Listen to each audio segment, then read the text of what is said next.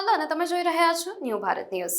ગુજરાતમાં આજે હવામાનનો ડબલ ચહેરો જોવા મળી રહ્યો છે। એક તરફ અમદાવાદ સહિતના શહેરોમાં સૂર્યદેવ આકરા પાણીએ છે અને હીટવેવ જેવી સ્થિતિ સર્જાઈ રહી છે, તો બીજી તરફ અરવલ્લી, મહીસાગર અને દાહોદમાં અચાનક માવઠાએ એન્ટ્રી મારી છે।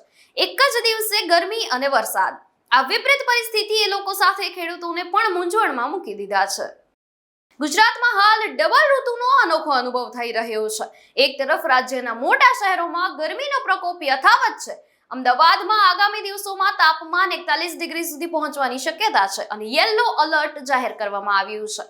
ગાંધીનગર અને રાજકોટમાં પણ ગરમી 40 ડિગ્રી પાર જઈ શકે છે, તો બીજી તરફ ઉત્તર અને પૂર્વ ગુજરાતના વિસ્તારોમાં અચાનક હવામાન પલટી ગયું છે।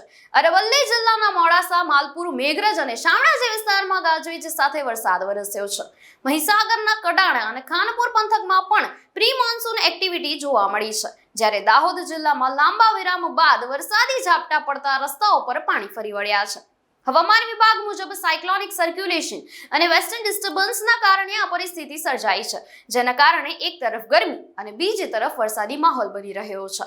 આ વરસાદથી સામાન્ય લોકોને ગરમીમાં થોડી રાહત મળી છે, પરંતુ ખેડૂતો માટે ચિંતા વધી ગઈ છે।